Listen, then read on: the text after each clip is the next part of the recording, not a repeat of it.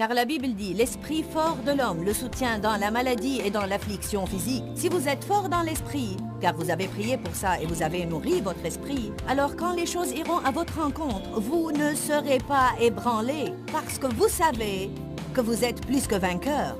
Bienvenue à La Vie dans la Parole avec Joyce Meyer. La Vie dans la Parole est un ministère d'entraide basé sur un enseignement solide et pratique pour une application de la parole de Dieu. Votre réponse est dans la parole de Dieu. Et laissez-moi vous dire, le Seigneur est capable de vous guérir là où vous souffrez. La Vie dans la Parole est un ministère international qui atteint le monde par le cœur de Dieu. Et voici aujourd'hui pour vous l'occasion d'expérimenter la vie dans la parole avec Joyce Meyer.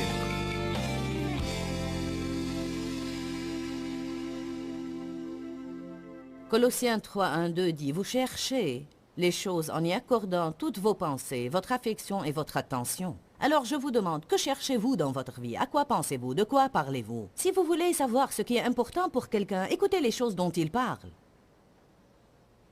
Pour savoir ce qui est important pour les gens, regardez qu'est-ce qu'ils achètent.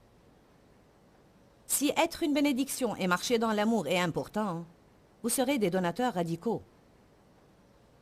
Amen. Écoutez les gens. Si vous voulez savoir ce qui est important pour vous et pour les autres, écoutez les choses pour lesquelles vous priez. Combien de vos prières sont des pétitions comparées aux actions de grâce ou à l'intercession? Paul a prié pour des choses profondes. Je veux que vous regardiez avec moi quelques-unes des prières de Paul. Éphésiens 1. Dieu m'a défié une fois, il y a des années. Il a dit, je veux que tu penses à la façon dont tu pries et que tu la compares à celle dont Paul priait et dont Jésus priait. Je vous dis que j'ai eu vraiment honte quand j'ai fait cela. Car tous les matins, je présentais à Dieu cette longue liste de tout ce que je devais avoir pour rester heureuse. Seigneur, si tu n'interviens pas, je ne pourrai pas faire face à cette situation. Et si Dave continue à jouer au golf les dimanches, cela n'est pas juste, Seigneur. Je ne crois pas qu'il est juste qu'il joue au golf le samedi, qu'il regarde le football le dimanche, alors que ce n'est pas juste. Les petits renards stupides qui ravagent les vignes, faisant une montagne des taupinières. Pourquoi? Parce que j'étais égoïste. Je voulais tout ce que je voulais tout le temps. Et si je ne l'obtenais pas, je piquais une crise. Piquez-vous des crises en Californie? Non, pas de crise en Californie. Vous êtes tous sains ici. Éphésiens 1, 17. Car je prie toujours le Dieu de notre Seigneur Jésus-Christ, le Père de gloire, afin qu'il vous donne un esprit de sagesse et de révélation, et un aperçu sur les mystères et les secrets profonds dans sa connaissance. Priez-vous pour la sagesse dans votre vie? Priez-vous Dieu afin qu'il vous donne un aperçu sur ses secrets et ses mystères? Verset 18. Je prie qu'il illumine les yeux de votre cœur pour que vous sachiez quelle est l'espérance qui s'attache à son appel et quelle est la richesse de la gloire de son héritage qu'il réserve aux saints et que vous puissiez comprendre quelle est la grandeur surabondante, incomparable et illimitée de sa puissance envers nous qui croyons. Allez au chapitre 3. Éphésiens 3, verset 16. Paul continue à prier, afin qu'il vous donne selon la richesse de sa gloire, d'être puissamment fortifié par son esprit dans l'homme intérieur. Combien priez-vous pour votre homme intérieur? Seigneur, je prie que je sois fortifié dans l'homme intérieur. Il dit ici en sorte que le Saint-Esprit habite dans vos cœurs. Que se passerait-il si le Saint-Esprit sortait de la partie la plus profonde de notre esprit, commençait à entrer dans notre âme et à envahir nos pensées, nos conversations et nos attitudes? Je prie que je sois fortifié dans l'homme intérieur, car si vous avez une force intérieure, vous pourrez aller à l'encontre de tout ce qui s'oppose à vous dans le domaine naturel. Car la Bible dit, l'esprit fort de l'homme le soutient dans la maladie et dans l'affliction physique. Si vous êtes fort dans l'esprit, car vous avez prié pour ça et vous avez nourri votre esprit, alors quand les choses iront à votre rencontre, vous ne serez pas ébranlés, parce que vous savez que vous êtes plus que vainqueurs. Prions pour la stabilité dans notre vie. Prions non seulement que les épreuves disparaissent, mais prions aussi que nous persévérions quand les épreuves viennent, que nous soyons capables de faire face à tout et que nous soyons toujours en bonne humeur, que nous soyons patients et que nous manifestions le fruit de l'esprit. Nous prions mal, nous prions « Oh Seigneur, éloigne ça! Éloigne tous mes voisins qui m'agacent! Dieu, éloigne cette personne au travail qui parle de moi! »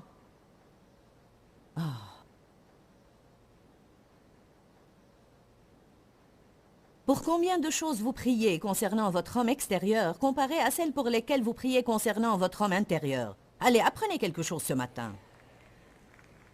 Changez vos prières un peu. Dieu m'a défié et pendant 6 mois, il ne me permettait de lui demander aucune chose naturelle. Chaque fois que je commençais à le faire, le Seigneur me rappelait de l'accord que j'avais passé avec lui. Il disait, si tu arrêtes de me demander des choses et tu cherches ce qui est vraiment important, les choses te poursuivront.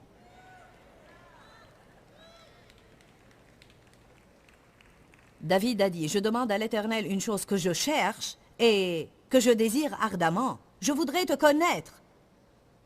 Je voudrais habiter dans ta maison pour contempler ta magnificence toute ma vie. Paul a dit dans Philippiens 3, mon but est de le connaître lui ainsi que la puissance de sa résurrection qui me ressuscite d'entre les morts même pendant que je suis dans le corps.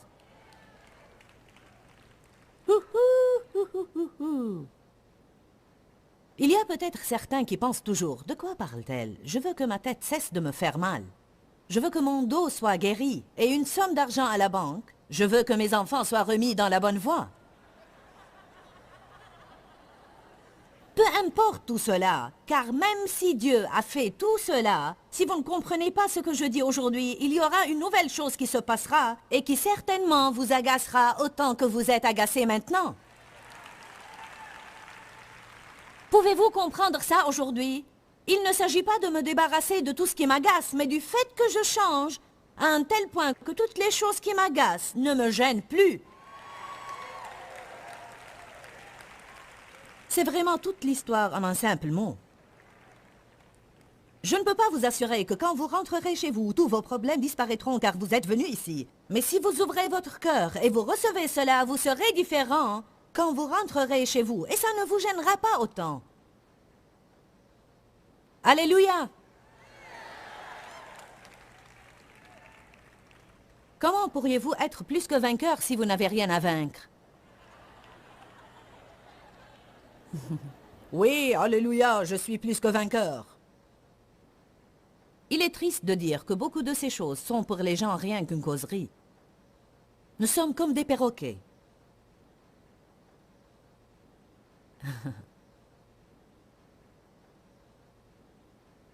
Éphésiens 3, verset 17. Que le Christ habite, s'installe et demeure dans vos cœurs par la foi et que vous soyez enracinés. Dites tous enracinés.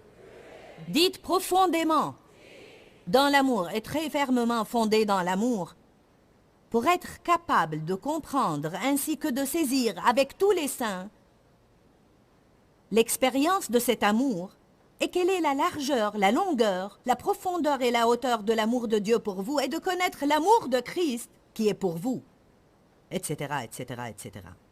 Philippiens 1. Voici une chose importante à prier que Paul a prié pour l'Église. Priez pour votre cheminement dans l'amour. Priez pour avoir le fruit de l'Esprit.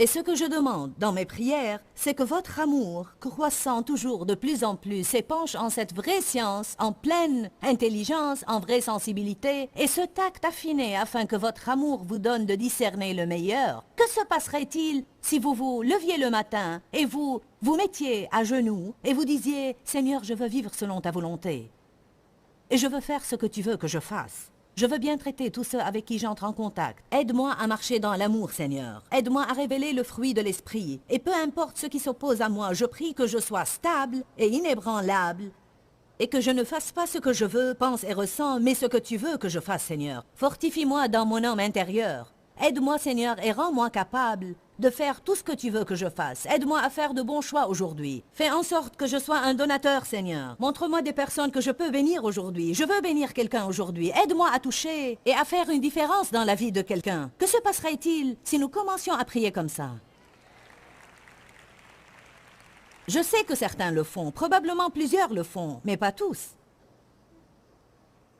Bien sûr que les millions qui nous regardent à la télé ne le font pas tous. Certains ne prient même pas. Vous pensez que vous n'avez qu'à me regarder tous les matins? Vous ne pouvez pas aller au ciel par ma foi. Quand vous serez devant Dieu, vous ne pourrez pas dire « Je regarde Joyce chaque jour ».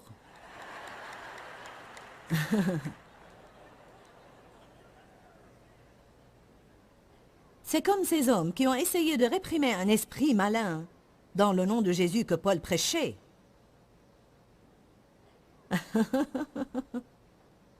L'esprit a dit, je connais Jésus et Paul, mais qui êtes-vous? Et l'esprit malin les a blessés. Philippiens 1:9. Et ce que je demande dans mes prières, c'est que votre amour croissant, toujours de plus en plus, s'épanche en cette vraie science, en pleine intelligence, en vraie sensibilité et ce tact affiné, afin que votre amour vous donne de discerner le meilleur. Qu'ainsi vous sachiez ce qui est excellent et de vraie valeur, tout en reconnaissant les choses meilleures et nobles. Que se passerait-il si on commençait à prier, « Seigneur, je te prie de m'aider à choisir les choses les plus excellentes. Aide-moi, Seigneur, à voir vraiment ce qui est important dans ma vie et à avoir le courage de tailler les choses qui ne sont pas importantes, qui ne portent aucun fruit dans ma vie mais qui volent tout mon temps. Aide-moi, Seigneur, à savoir qui sont vraiment mes amis, car je veux des amis avec qui j'établirai des rapports divins. Je ne veux pas des personnes qui je crois qu'ils pourraient m'élever à un niveau plus haut socialement et à un niveau plus haut dans le domaine des affaires. Je veux les amis que tu veux que j'ai et je ne veux aucun ami s'il n'est pas celui que tu veux que j'ai. Allez, je défie votre vie de prière aujourd'hui. Et si vous commencez à prier différemment, ne savez-vous pas que la prière est la base de tout? Votre façon de prier détermine ce que vous cherchez et ce que vous poursuivez dans la vie. Nous voulons beaucoup de fruits, mais pas de profondes racines.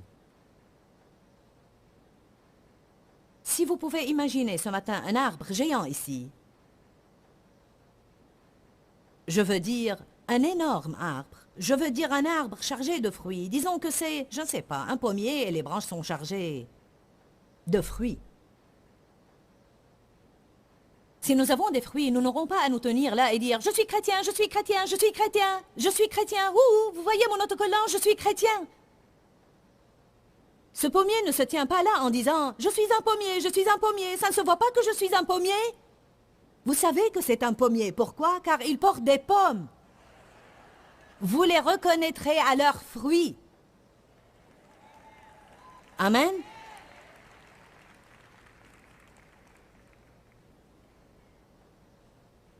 Supposons qu'il y ait des branches énormes et larges pleines de fruits. Vous ne pouvez pas voir sous le sol. De même, les gens ne peuvent pas voir ce que vous avez dans le cœur.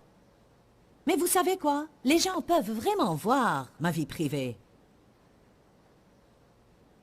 Au moins, vous voyez les résultats de ma vie privée dans ma vie publique. Et vous pouvez vraiment voir ce qui se passe en mon fort intérieur. Parce que vous voyez le résultat. Quelque chose de juste se passe certainement, car nous obtenons de bons résultats. Allez donc. Vous passez peut-être par une période où vous faites ce qui est juste et vous ne récoltez pas encore ce qui est juste. Mais si vous persistez et vous demeurez inébranlable et diligent, tôt ou tard les fruits apparaîtront. J'ai dit tôt ou tard les fruits apparaîtront.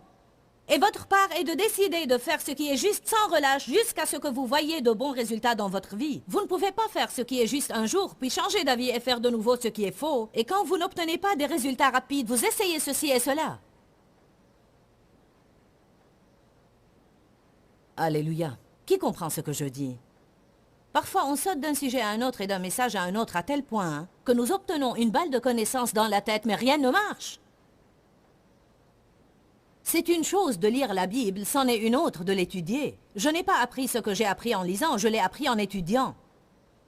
J'en suis arrivée au point où je pouvais enfin aller m'excuser auprès de mon mari, que cela me semblait juste ou non, parce que j'ai étudié la colère, et j'ai étudié la colère, et j'ai étudié la colère, et ses répercussions sur l'homme, et j'ai étudié ce que la Bible disait, c'est que si l'homme n'arrive pas à contrôler son propre esprit, alors il ne sert à rien.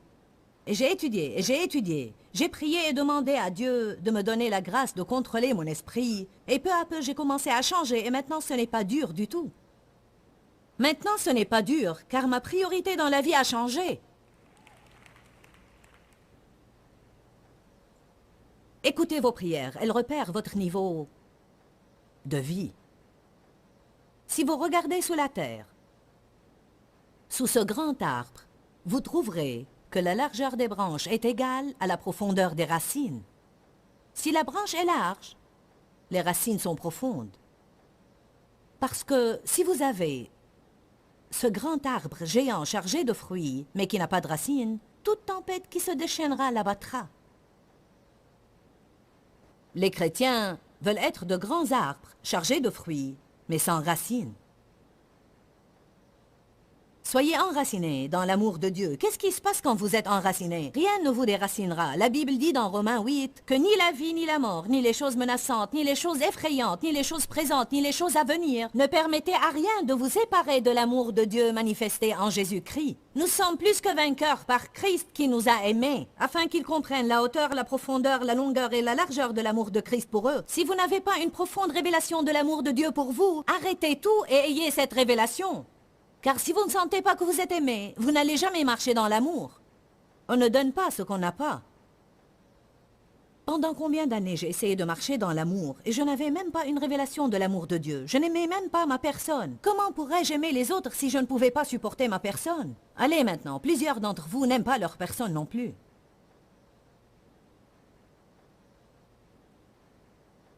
Colossiens 2:7 à ce que je crois dit... Soyez enracinés et fondés en Jésus-Christ.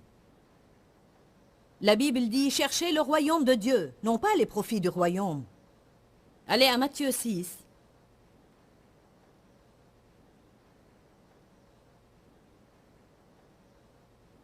Verset 32. Les païens désirent et sollicitent et cherchent avec diligence toutes ces choses. Or, votre Père céleste sait très bien que vous en avez besoin. Dites, Dieu sait ce dont j'ai besoin. Verset 33. Mais cherchez, visez et recherchez premièrement le royaume de Dieu ainsi que sa justice, sa façon d'agir et d'être. La justice a deux aspects. D'abord, vous n'allez jamais agir avec droiture tant que vous sentez comme si vous n'êtes pas juste devant Dieu. Vous ne pouvez pas le faire. Tout ce que le Seigneur veut que nous donnions, il nous le donne avant. Comment pourrait-il me demander d'aller par tout le monde, d'agir avec droiture, de faire de bons choix et de faire ce qui est juste s'il ne m'a jamais donné aucune justice? Comment pourrait-il s'attendre à ce que je vous aime s'il ne m'a pas donné l'amour d'abord? Comment pourrais-je manifester la paix si je n'avais pas de paix? Comment pourrais-je exprimer la joie si je n'avais pas de joie? Alors il faut que vous compreniez que Dieu, par sa grâce, nous donne des graines de toutes ces choses dont nous avons besoin. Quand Jésus vient pour vivre en nous, la graine de tout ce qu'il est vient pour vivre dans nos esprits. Si nous l'arrosons et nous nous occupons d'elle, si nous entendons la parole, nous la nourrissons avec toute diligence, elle commence à grandir pour devenir une plante et elle commence à donner des fruits dans nos vies. Nous devenons enracinés et les fruits commencent à apparaître. Amen. D'abord, 2 Corinthiens 5, 21 dit, « Celui qui n'a pas connu le péché est devenu péché, afin que nous devenions en lui justice de Dieu en Christ. » Je suis très contente qu'il n'ait pas dit l'injustice de Dieu en Christ. Il nous a fait justice, c'est un don reçu par la grâce et la miséricorde. Vous ne pouvez pas le gagner ou le mériter. Il dit alors la justice de Dieu en Christ. Personnellement, j'ai la justice de Dieu en Christ. Je peux me tenir ici et dire, je suis juste devant Dieu par le sang de Jésus-Christ. Mais si je suis juste devant Dieu, je dois manifester cette justice, n'est-ce pas? Si je suis juste, alors comment puis-je continuer à faire ce qui est faux? Quoi que je sois, je vais le faire. Le problème est qu'on fait des choses qui ne révèlent pas notre personne. C'est ce qu'est la religion. La religion essaye. La religion vous donne des règles. Vous essayez d'obéir à ces règles sans jamais connaître la personne qui peut vous donner la force de produire ce que vous êtes censé produire. C'est pourquoi vous devez être né de nouveau, à moins qu'une personne soit née de nouveau. Cela veut dire que vous avez à inviter Christ à venir et vivre en vous et à dire « Je ne peux rien faire sans toi ». C'est pourquoi Paul a prié pour une des choses qui lui était très importante. Il a dit « Je veux être trouvé et connu en toi, non avec ma justice que j'ai eue, en respectant les exigences de la loi, mais je veux seulement connaître cette justice que tu me donnes. Toute chose juste que je fais, je t'attribue le mérite de l'avoir faite. Si nous savons que ce que nous manifestons est la justice de Dieu, alors nous ne nous attribuons pas le mérite de l'avoir faite en pensant que nous sommes mieux que les autres, car nous remercions toujours Dieu. Oh Seigneur, merci, merci de m'avoir donné la grâce de pardonner à cette personne, car je me souviens bien de ces jours où je ne pouvais pas le faire. Allez maintenant, je vous dis plein de choses ce matin. Cherchez premièrement le royaume de Dieu et sa justice, sa façon d'agir et d'être. Et puis, toutes ces choses vous seront données par-dessus. Alors ne soyez pas anxieux et ne vous inquiétez pas du lendemain, car le lendemain s'inquiétera de lui-même. À chaque jour suffit sa peine. Il dit, ne passez pas la journée à penser à ce que vous allez faire le lendemain. Ce que vous devez passer la journée à faire, c'est de faire ce qui est juste et de glorifier Dieu. Allez maintenant, comprenez cela. Votre but, mon dessein doit être celui de faire ce qui est juste et de glorifier Dieu. Parce que je ne vais pas glorifier Dieu si je ne fais pas ce qui est juste. Si je fais ce qui n'est pas juste, je ne glorifierai pas Dieu. Alors mon but, mon dessein, je ne parle pas de mon appel. Mon appel est celui de prêcher. Mais mon but n'est pas celui d'être une prédicatrice. Mon but, c'est de faire ce qui est juste et de glorifier Dieu en tant qu'une personne qui l'a créé. L'appel de Charles et Gilles est d'être des conducteurs de louanges. Mais leur but, c'est de faire tout ce qui est juste et de glorifier Dieu. Votre appel peut être celui d'élever 4 enfants maintenant, mais votre but est de faire ce qui est juste et de glorifier Dieu juste là où vous vivez dans votre petit coin du monde.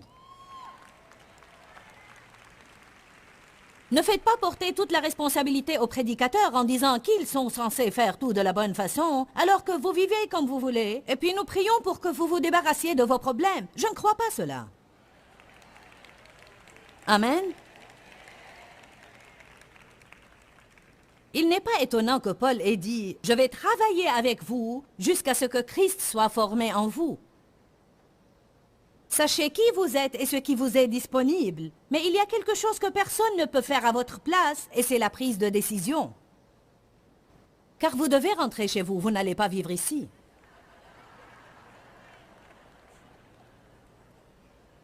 Vous devez revenir à l'embouteillage. Vous devez aller au travail. Amen. Vous n'avez pas à vous inquiéter pour vos problèmes de demain. Dites aujourd'hui, j'ai un seul but. Je vais faire ce qui est juste et je vais glorifier Dieu. Notre but n'est pas la réussite personnelle. Allez à Matthieu 5, 16. Que votre lumière luise ainsi devant les hommes, afin qu'ils voient votre excellence morale et toutes vos bonnes œuvres, vos œuvres nobles et louables, et qu'ils reconnaissent, honorent, louent et glorifient votre Père qui est dans les cieux. Ne croyez pas que je sois venu pour abolir et annuler la loi ou les prophètes. Je suis venu non pour abolir et annuler, mais pour compléter et accomplir. Plusieurs personnes pensent qu'ils étaient sous la loi, mais nous sommes sous la grâce. Mais Dieu nous a donné la grâce pour que nous puissions observer ses commandements.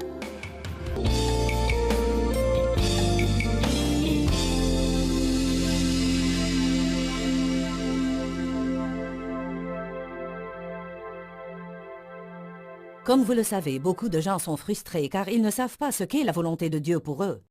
Ils ne sentent pas comme s'ils ont un but, ils ne savent pas ce qu'ils sont censés faire dans la vie. Ils ne savent pas quel est leur destin. Beaucoup de gens nous appellent pour que nous prions pour ce sujet en particulier. Que Dieu vous bénisse abondamment, restez à l'écoute et n'oubliez pas qu'il y a la vie dans la parole. Dis-leur que je les aime.